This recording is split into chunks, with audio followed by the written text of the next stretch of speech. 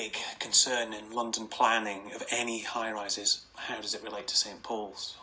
St Paul's is this kind of sanctuary. It relates to the paintings of Canaletto, but it also, even more importantly, relates to certain significant photographs taken of London during the Blitz, in which, around a smoking city, St Paul's still stands up, a kind of symbol of London's ability to survive.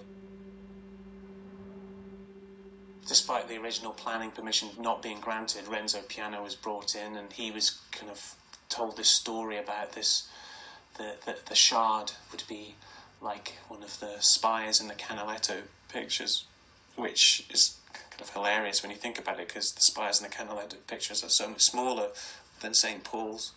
But by using this language of kind of the picturesque, of the Georgian picturesque, he was able to kind of convince, planners that effectively this very commercial decision was actually also an aesthetic one.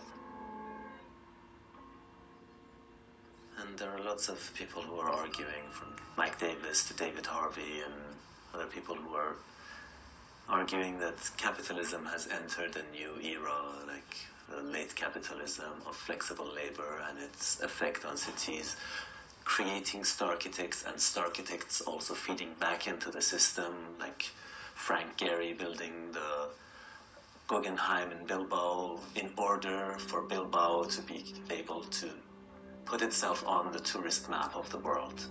And nowadays, like the Louvre pyramid helped Paris compete with other cities. The main impact from these very tall buildings is that they concentrate tens of thousands of people on this very small piece of space. This is an extreme case.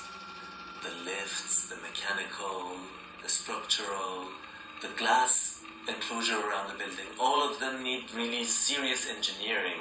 They're not necessarily helping the city in terms of making it more sustainable or making it more livable.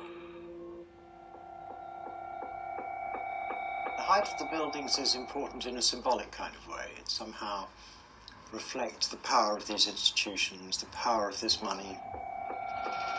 Building such a tall building was a Western phenomenon.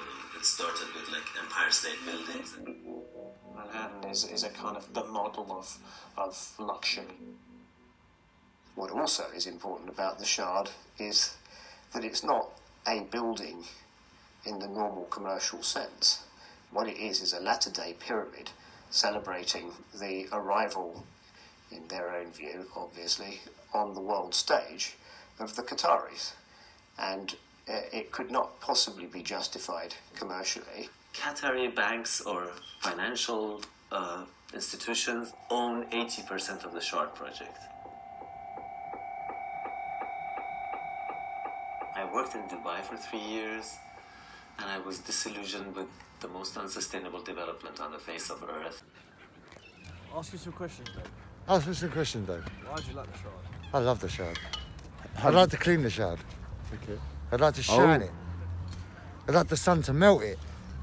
So, as a window cleaner, you'd make a fortune doing that. Oh yes, 100%.